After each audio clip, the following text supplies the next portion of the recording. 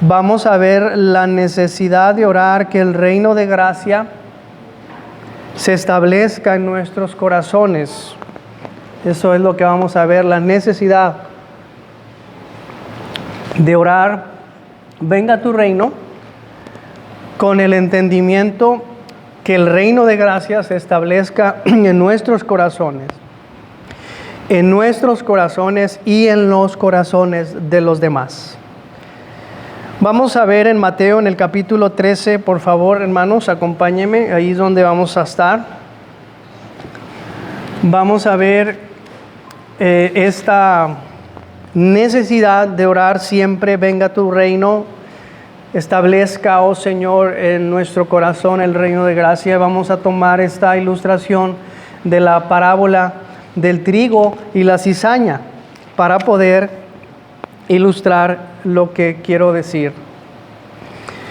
En el versículo 24 al 30 vemos que el Señor habla y enseña a la gente, a toda la gente que estaba ahí. Había gente de diferentes tipos, había algunos que conocían la ley, algunos maestros inclusive, había todo tipo de gente. Y el Señor les refirió, dice en el versículo 24 de Mateo 13, le refirió otra parábola diciendo: el reino de los cielos es semejante a un hombre que sembró buena semilla en su campo. Pero mientras dormían los hombres, vino su enemigo y sembró cizaña entre el trigo y se fue. Y cuando salió la hierba y dio fruto, entonces apareció también la cizaña. Vinieron entonces los siervos del padre de familia y le dijeron: Señor, ¿no sembraste buena semilla en tu campo? ¿De dónde, pues, tienes cizaña? Él les dijo: un enemigo ha hecho esto. Y los siervos le dijeron: ¿quieres, pues, que vayamos y la arranquemos? Él les dijo: no sea que al arrancar la cizaña, arranquéis también con ella el trigo. Dejad crecer juntamente lo uno y lo otro hasta la siega, y al tiempo de la siega yo diré a los segadores: recoged primero la cizaña y atadla en manojos para quemarla, pero recoged el trigo en mi granero.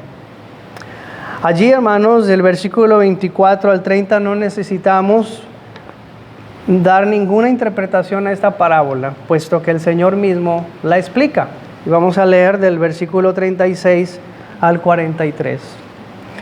Entonces, despedida la gente, entró Jesús en la casa, y acercándose a él sus discípulos, le dijeron: explícanos la parábola de la cizaña del campo. Respondiendo él, les dijo: el que siembra la buena semilla es el Hijo del Hombre. El campo es el mundo. La buena semilla son los hijos del reino, y la cizaña son los hijos del malo. El enemigo que la sembró es el diablo. La siega es el fin del siglo, y los segadores son los ángeles. De manera que como se arranca la cizaña y se quema en el fuego, así será en el fin de este siglo. Enviará el Hijo del Hombre a sus ángeles, y recogerán de su reino a todos los que sirven de tropiezo y a los que hacen iniquidad, y los echarán en el horno de fuego. Allí será el lloro y el crujir de dientes. Entonces los justos resplandecerán como el sol en el reino de su Padre. El que tiene oídos para oír, oiga. Hermanos, esta es la interpretación correcta, ¿verdad? Jesús mismo la da acerca de esta parábola del trigo y la cizaña. Vemos otras parábolas que el Señor se refiere y da a la gente, pero en esta en particular a sus discípulos estando en casa, dice, les explicó la parábola. Y esto es una gran bendición, hermanos, porque tenemos la interpretación correcta, la explicación correcta de parte de nuestro Señor Jesucristo. Cristo es el que siembra en el reino en el mundo. Los hijos de Dios son los creyentes, son los hijos que Jesús dice que son la semilla. Ellos son los hijos del reino. Son aquellos que el reino de gracia, el reino de Cristo se ha establecido en sus corazones. Otra cosa que vemos, que hay hijos que no son del reino de Cristo, sino hijos del diablo, que se hacen pasar como verdaderos hijos. Por eso el Señor da el ejemplo del trigo y la cizaña. Y el trigo y la cizaña son realmente muy, pero muy parecidos. Cambian algunas cositas, la altura al final, como dijo, que crezcan, y al final la cizaña crece más que el trigo. Eso así el Señor los hizo, así es su composición. Pero si uno lo ve de lejos, pareciera que tanto el trigo y la cizaña son lo mismo. Pero tienen algunas diferencias. Por ejemplo, la cizaña necesita un clima apto para poder crecer y desarrollarse. El trigo nace casi en cualquier tipo de clima. La cizaña, por ejemplo, la cizaña llega a ser venenosa si se toma en grandes cantidades para el hombre. Y el trigo, por lo contrario, es de bendición para los hombres. No es dañino, hace el bien. El trigo ofrece pan y cereal para los hombres, y la cizaña es peligrosa al final si se toma en grandes cantidades. Entonces, aparentemente son lo mismo, pero no son lo mismo, hermanos. Pero también vemos algo importante, que están en el reino visible de Dios en la tierra. ¿Cuál es el reino visible? Por ejemplo, aquí este es el reino visible. La iglesia de por allá que predica al Señor Jesucristo, la fe, la salvación por sola fe, la Trinidad y todo eso. Ese es un reino de Dios visible. Ahí hay muchos hermanos y hermanas. Hay una membresía, ¿verdad? Pero ahí adentro puede haber hombres, mujeres, que en realidad el reino de gracia se ha establecido en el corazón de ellos, pero también hay quienes permanecen todavía en el reino de las tinieblas, en el reino de maldad, bajo el yugo y la esclavitud del diablo, y que están ahí adentro. La palabra de Dios dice aquí el Señor que el campo es el mundo, y realmente la iglesia es católica, es universal, porque está en todas partes. Pero entre eso, hermanos, el enemigo que la sembró es el diablo, y la siega es el fin del mundo. De manera que en donde está el trigo verdadero, ahí se puede encontrar también cizaña. Porque finalmente es el Hijo de Dios que envía a sus ángeles, y dice en el versículo 41, y recogerán de su reino, o sea, de la iglesia visible, de su reino a todos los que sirven de tropiezo, aquellos que pecan y hacen pecar a los demás, y a los que hacen iniquidad. Entonces, son algunas cosas que podemos ver. Por eso, hermanos, en otras palabras, uno puede ser parte de la membresía de alguna denominación y a la vez permanecer en el reino de las tinieblas y el reino del diablo. Como pregunta, ¿puedo yo estar dentro de la membresía de la denominación o de la iglesia y al mismo tiempo estar fuera del reino de gracia? La respuesta es sí.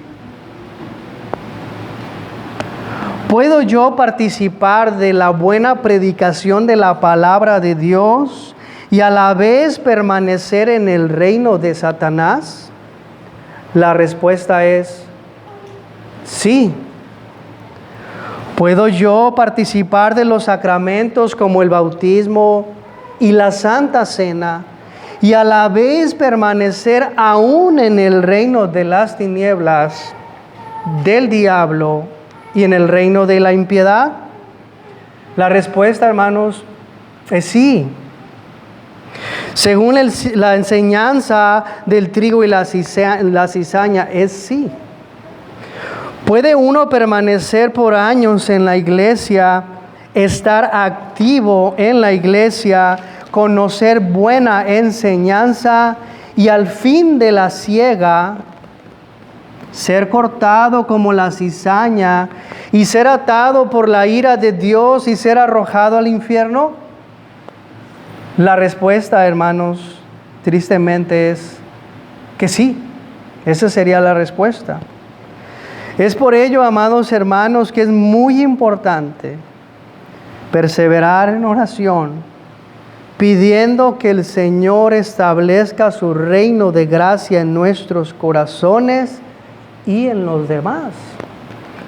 ¿Cuántas personas hoy en día seguirán tal vez a nuestro entorno en las diferentes denominaciones cristianas? Están confiando en una profesión de fe que hicieron algún día.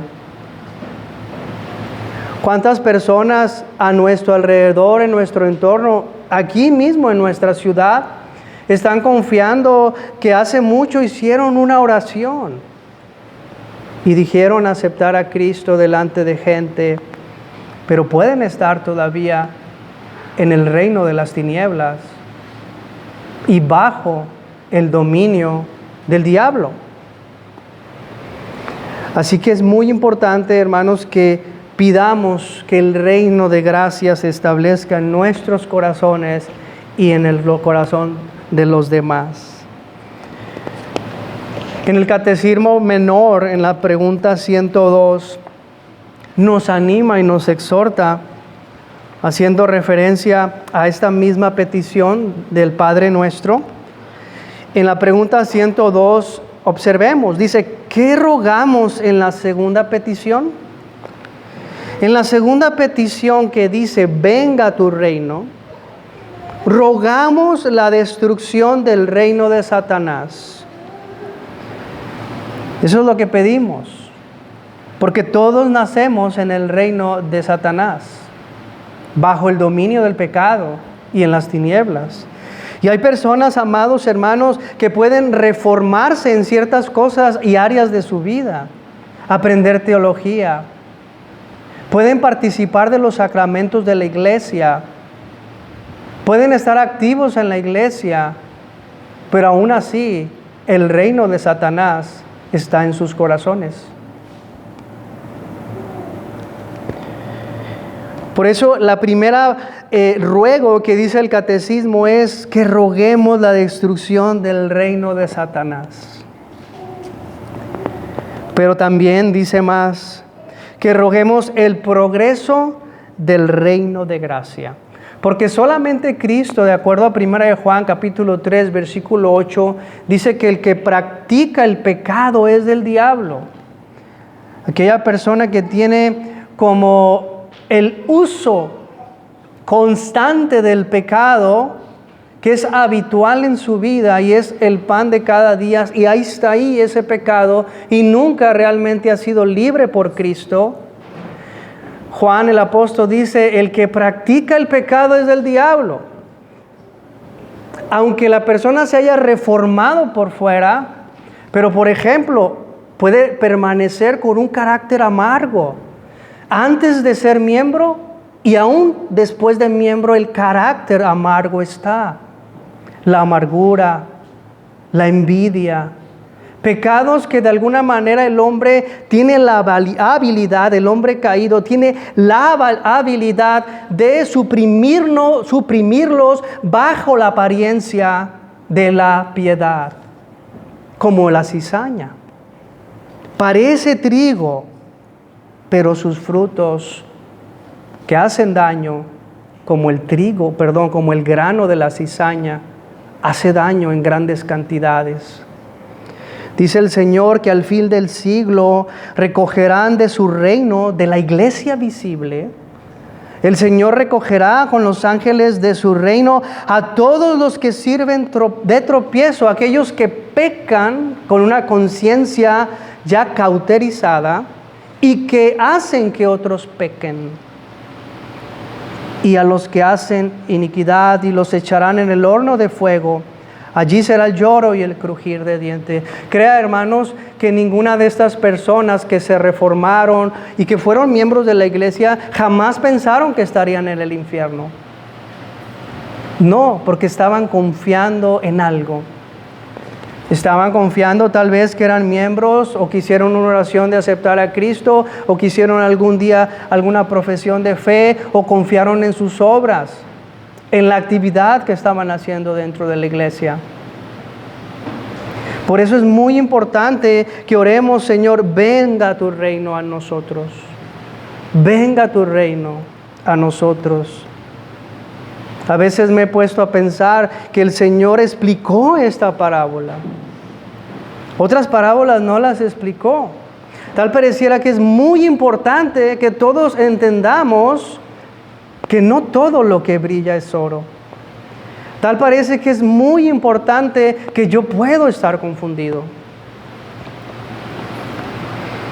El catecismo dice que pidamos el progreso del reino de gracia. Que el Señor inicie el reino de gracia en mí y que el Señor lo haga progresar en mi vida. ¿Qué es el reino de gracia? Voy a dar una definición que este puritano Thomas Watson lo da en su libro del Padre Nuestro. ¿Qué es el reino de gracia? Dice: cuando oramos venga tu reino, pedimos que el reino de gracia de Cristo instaure o establezca su reino en mi corazón. Es entonces cuando se establece el gobierno de Cristo en el alma. Ahora y a partir de la gracia gobierna la voluntad y los afectos, los deseos y las inclinaciones. Y somete todo el hombre a Cristo. Cristo ahora reina en su corazón. Y su cetro ablanda el alma, domina los deseos rebeldes y mantienen al alma en un decoro espiritual. En otras palabras, es Cristo que decora la vida del cristiano, adorna la vida del cristiano. En ningún momento se debe de entender esto como perfección cristiana, pues esto no enseña la Biblia. Pero, hermanos, hay un cambio. Hay un antes y después cuando Cristo pone su trono en el corazón. Las obras del diablo, de acuerdo a 1 Juan 3:8, para eso apareció el Hijo de Dios, para deshacer las obras del diablo. Y ahora Cristo reina en las voluntades, en los deseos de tal persona. Es un cambio de manera de vivir y de ver las cosas. Voy a hacer aquí una grafiquita rápido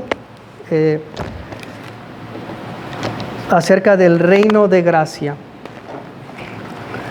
El reino de gracia debemos entenderlo. Si quiere, acompáñeme a Mateo 13, del 31 al 32, por favor.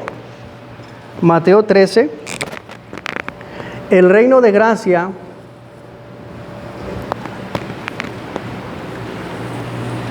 debemos entenderlo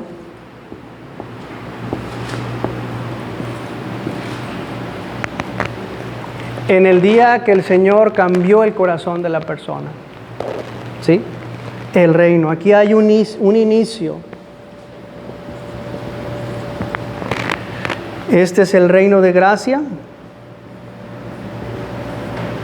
Y aquí, hermanos, es el reino de gloria. Es un mismo reino, no estamos hablando de dos reinos, estamos hablando de un mismo reino, pero tiene un comienzo. Ese comienzo lo define los catecismos y también los puritanos, como Thomas Watson, como el reino de gracia y el reino de gloria. Si quiere, acompáñame en Mateo 13, en el versículo 31, dice: Otra parábola le refirió diciendo: el reino de los cielos es semejante al grano de mostaza que un hombre tomó y sembró en su campo, el cual a la verdad es la más pequeña de todas las semillas, pero cuando ha crecido es la mayor de las hortalizas y se hace árbol de tal manera que vienen las aves del cielo y hacen nidos en sus ramas. El reino de gracia, hermanos, es el reino que Cristo inicia en la iglesia, en su pueblo, cuando estos se convierten, ¿sí? El reino de gracia, hermanos, es cuando es instaurado en sus corazones. Vamos a ver Lucas, por favor. Si alguien me ayuda a leerlo, se lo agradecería. Lucas 17, del 20 y el 21. Es Cristo el que instaura el reino en el corazón. Se preguntaron por los fariseos, cuando hubiera venido el reino de Dios, respondió y dijo: el reino de Dios no vendrá con advertencia, ni dirán, helo aquí o helo allí, porque aquí el reino de Dios está entre vosotros. Así es. Muchos de los judíos estaban esperando, no sé, que el Mesías viniera y llegara con una gran campaña de un gran ejército, ¿verdad? Y que fuera visible para todos. Pero Jesús dice: el reino de los cielos vendrá sin advertencia.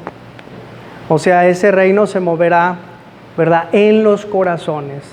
Y dice claramente que el reino de los cielos, gracias, vendrá sin advertencia y nadie te dirá, helo aquí o helo allá, sino que el reino de los cielos está entre vosotros. Otra traducción dice: está en vosotros, está en el corazón, ¿sí?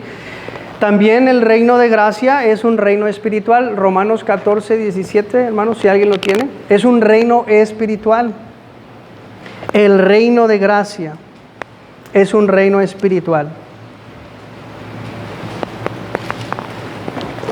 Porque el reino de Dios no es comida ni bebida, sino justicia, paz y gozo en el Espíritu Santo. Amén. El reino de los cielos no es comida ni bebida, no son cosas externas, tradiciones, no es religión en ese sentido, sino es un reino espiritual, en el Espíritu Santo, gozo y paz en el Espíritu Santo. Muy bien. Ahora, hermanos, no se puede esperar que alguien llegue a la gloria, ¿sí?, en el día de que Cristo venga, que es el día en que la iglesia es glorificada. Nadie podemos esperar que lleguemos a la gloria sin antes entrar en la gracia, en el reino de gracia. En otras palabras, no tiene nadie derecho al reino de gloria sin estar primero en el reino de gracia de Cristo en nuestros corazones. Si Cristo no ha inaugurado su reino en mi corazón, jamás yo podré estar en el cielo o ser glorificado juntamente con todos los santos en la segunda venida de Cristo. Por el contrario, también si Cristo y su reino de gracia está ya en mi corazón, por lo contrario, no puedo yo dejar de recibir la gloria.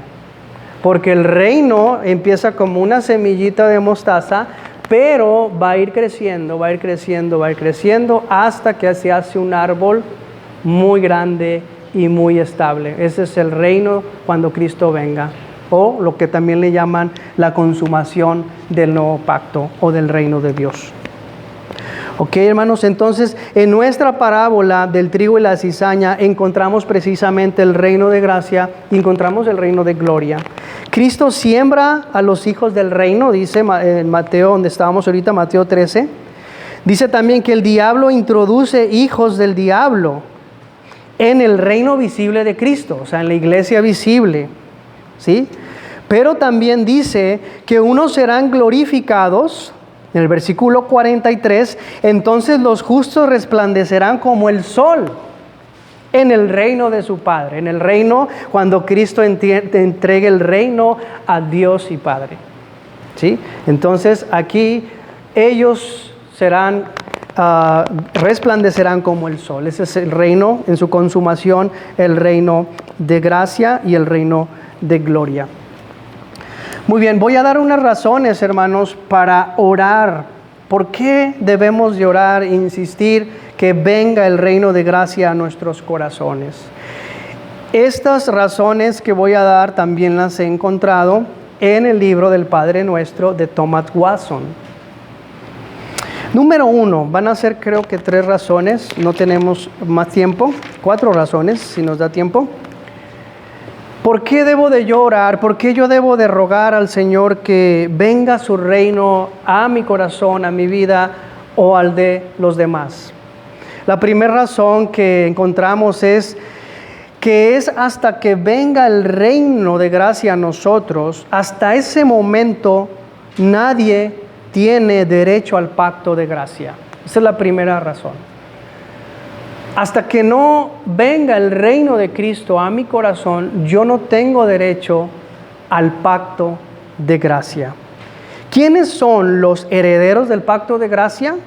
Solo los que tienen el reino de gracia en su corazón. Para esto vamos a Ezequiel 36, hermanos, y vamos a ver esto.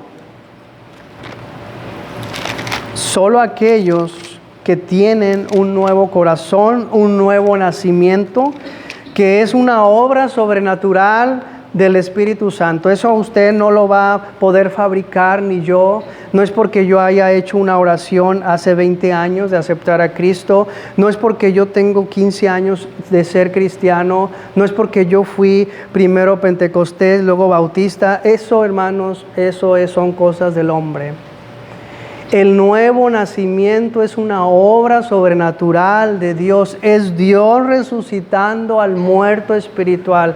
Es Cristo llamando a Lázaro, sal de la tumba. Es Cristo resucitando y destronando al diablo que tiene dominio en nuestro corazón y que estamos nosotros a expensas, a voluntad de Él. Es Cristo viniendo a tomar nuestros corazones. Es una vida nueva, hermanos. Es un nuevo nacimiento. Ezequiel 36, del 26 al 27, dice el Señor: os daré un corazón nuevo y pondré espíritu nuevo dentro de vosotros. Y quitaré de vuestra carne el corazón de piedra. Ese es el corazón donde hay tinieblas, donde hay muerte, donde tiene su trono Satanás. Y os daré un corazón de carne. Esta es la obra de salvación del Espíritu Santo. Y pondré dentro de vosotros mi espíritu, el Espíritu Santo, como morada ahora del nuevo creyente, del nuevo nacimiento. Y haré que andéis en mis estatutos y guardéis mis preceptos y los pongáis por obra. Por eso dice la carta de 1 de Juan que los mandamientos para un hijo de Dios no son gravosos. ¿Sí? Hay quienes luchan muchos por poner por obra los mandamientos de Dios. No podemos encontrar otra explicación, o no lo está entendiendo bien, o de plano su corazón aún está de piedra. Y aquí está la promesa del pacto. No es hasta después, en el versículo 28, habitaréis en la tierra que di a vuestros padres. Ahí está la promesa del pacto. Y vosotros me seréis por pueblo, y yo seré a vosotros por Dios. Génesis 17:7 es lo que está diciendo aquí. Y haré pacto perpetuo entre mí y ti. Pero no es hasta que Cristo pone su cetro en mi corazón que las dulces bendiciones y las promesas que Dios ha hecho en el pacto de gracia pueden reposar por medio de Cristo en el que ahora es de Cristo. No es hasta entonces. Aunque usted se haya bautizado, aunque usted vaya a la Santa Cena, aunque usted haga lo que haga, hermanos, es necesario rogarle al Señor: venga tu reino a mi corazón. Es necesario rogar al Señor: venga tu reino a nuestros jóvenes. Venga tu reino a aquellos que no te conocen. Venga tu reino a aquellos que están confundidos en la religión, en las diferentes denominaciones. Venga tu reino. Instaura tu cetro, Señor, en muchos y en muchas, para que tu nombre sea glorificado. Versículo 32 dice: el Señor, no lo hago por vosotros, dice Jehová el Señor. Sabedlo bien, avergonzaos y cubríos de confusión por vuestras iniquidades, casa de Israel. Para gloria mía, dice Isaías, los he creado. Es para la gloria del Señor. No es por nosotros, no hay mérito en el hombre. El hombre está muerto en sus delitos y pecados. Es siervo del diablo, es hijo del diablo, es hijo de la ira, igual que los demás, como dice Efesios capítulo 2. Mas vosotros nos dio vida a Cristo cuando estábamos muertos en nuestros delitos y pecados. Por eso es importante, hermanos, que nosotros pidamos: venga tu reino. Porque es importante también que nosotros pidamos, roguemos al Señor: venga tu reino a mi corazón. Porque no es hasta entonces, hermanos, que las ofrendas y nuestras obras están contaminadas de pecado. Todas nuestras obras, nuestras mejores obras, nuestras mejores caridades, misericordias y mi mejor servicio, aunque yo tenga muchos servicios y actividades en la iglesia, como Pablo, Saulo de Tarso, no es hasta entonces, hermanos, que mis obras van a estar estando contaminadas. Isaías 66,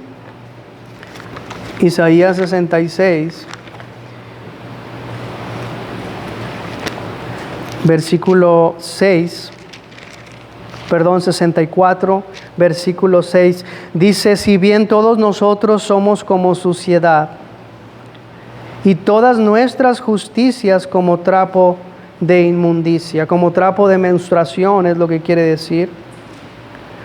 Todas mis mejores obras, si el reino de Cristo no está en mi corazón, todo es suciedad. Si yo voy a la Santa Cena, hermanos, yo contamino la Santa Cena, porque mis manos están manchadas de iniquidad. Las aguas del bautismo las contamino con mi suciedad. Y estoy tomando el nombre de Dios en vano. Y Jehová no tendrá por inocente aquel que tomare su santísimo y grande y temible nombre en vano. Tal vez usted ha manchado las aguas del bautismo, que representa la preciosa sangre de Cristo. Tal vez usted ha manchado el pan que representa el cuerpo de Cristo, porque tus manos o mis manos están sucias. Y todas nuestras justicias son como trapo de impureza, trapo de inmundicia. Oh, cuánto debemos de orar, hermanos. Señor, venga a tu reino. Mis mejores oraciones, hermanos, están contaminadas si yo permanezco en el reino del diablo. Proverbios 15, versículo 8, dice que el sacrificio del impío es abominación para Jehová. Por eso es necesario, es una razón muy suficiente para seguir orando: Señor, venga a tu reino de gracia.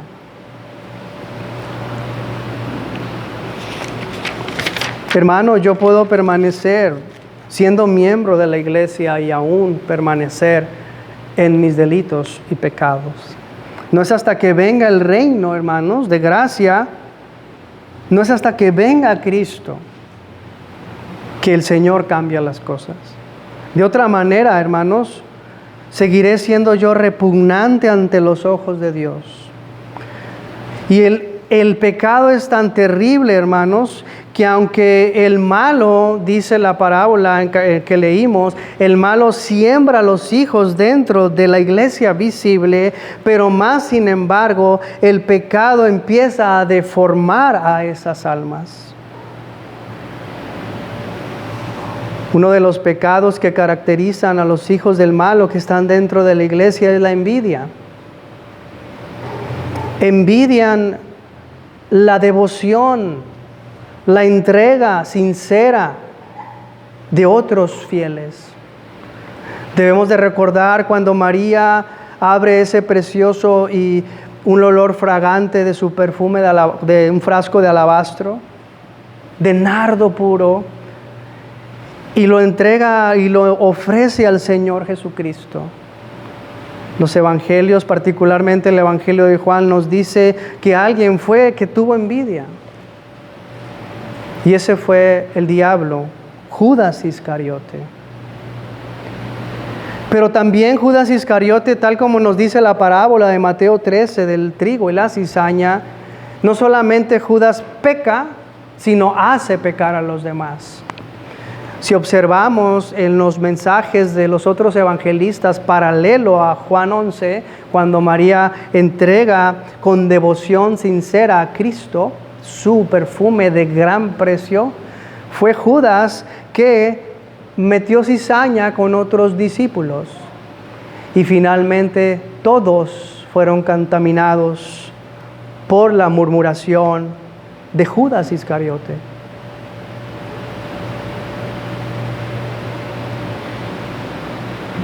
Otra característica de los hijos del malo es que los caracteriza la hipocresía. La envidia y la hipocresía son características de los hijos del malo, que pecan y hacen pecar a otros.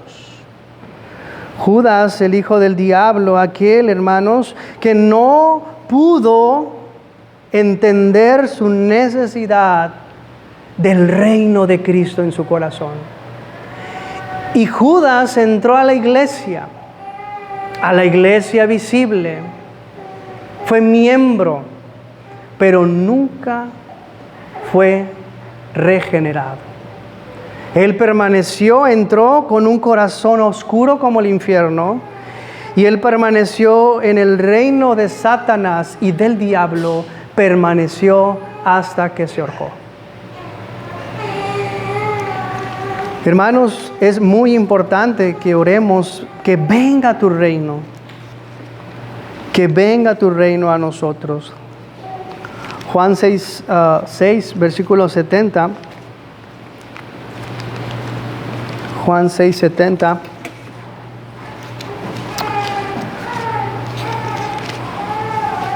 Jesús le respondió, no os he escogido yo a vosotros los 12, y uno de vosotros es diablo. Los hijos del malo, hermanos, indudablemente están en la iglesia visible. La Confesión de Fe de Bélgica le llama la compañía de los hipócritas. Están adentro y van a estar, hermanos. Y esto va a seguir porque no es hasta el fin de la siega que el Señor recogerá a los hijos del malo y la ira de Dios los atará en manojos y su ira se encenderá y serán arrojados al infierno. Y de esa manera, hermanos, hasta que no venga Cristo y Cristo haga que entre en el reino de gracia, yo seguiré siendo hijo de la serpiente antigua y de la linaje bastarda, que no tiene padre. Me refiero a los hijos descendientes de Caín, los hijos del diablo. Juan 8:44, ya voy a terminar.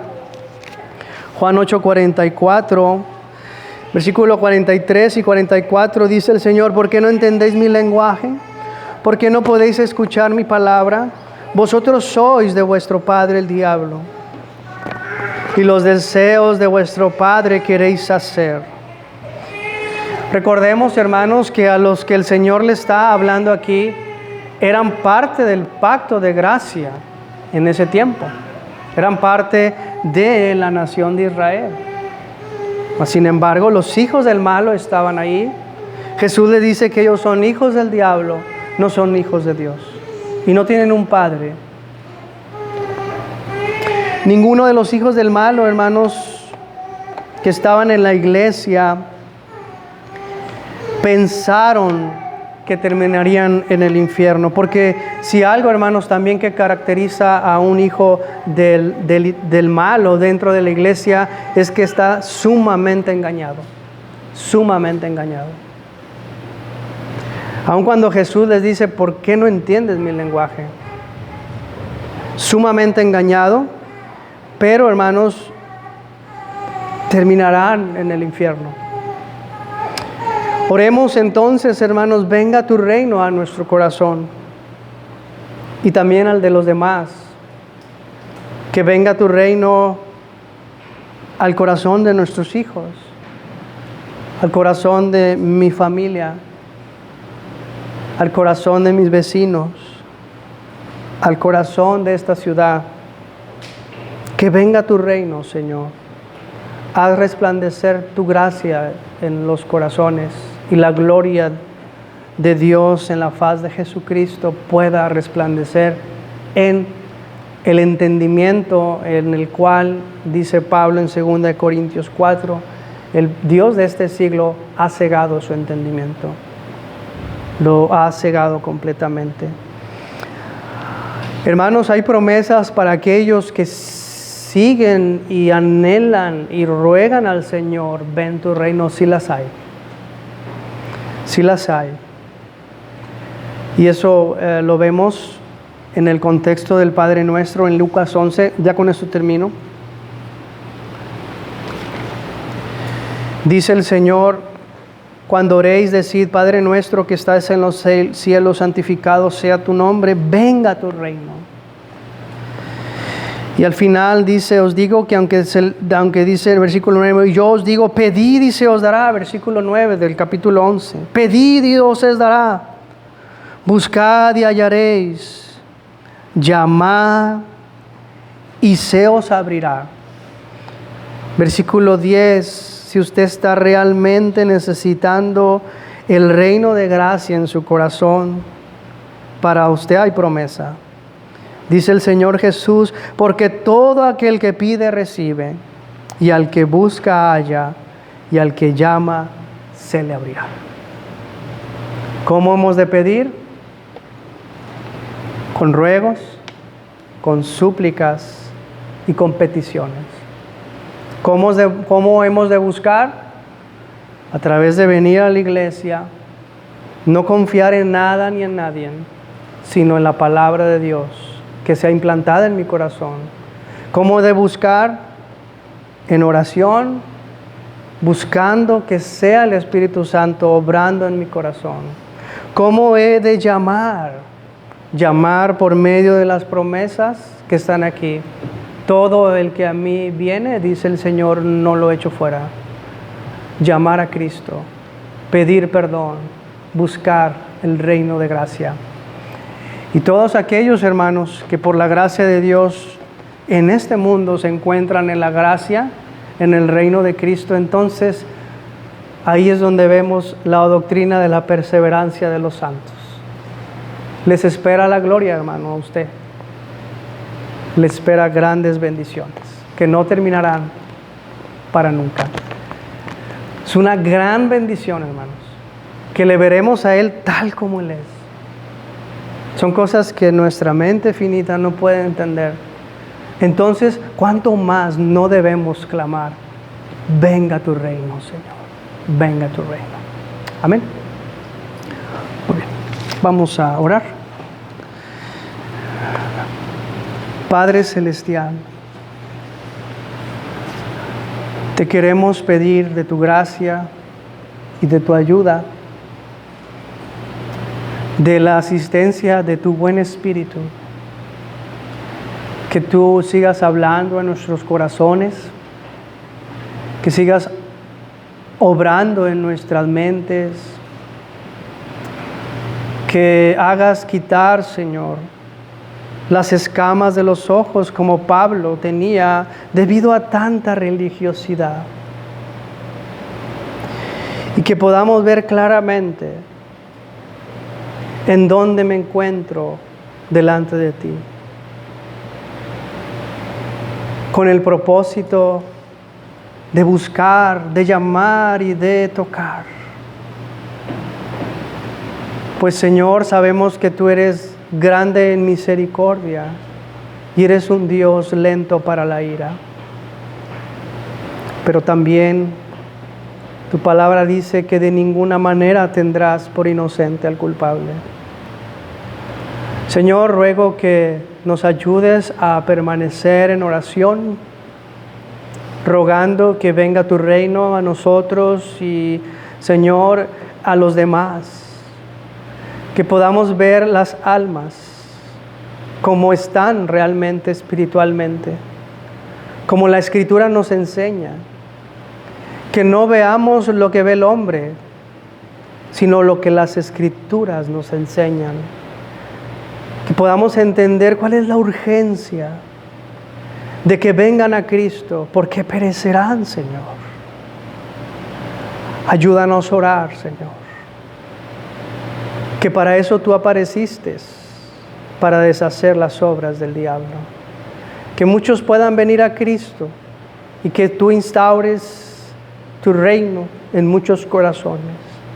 Que nos permitas, oh Señor, ver la obra preciosa, la obra hermosa de tu Espíritu Santo, en donde se efectúa por tu poder el nuevo nacimiento. Oh Señor, alabado es tu nombre y te damos gracias en el nombre de Jesús. Amén. Hermanos, muchas gracias por su atención. Disculpen la tardanza.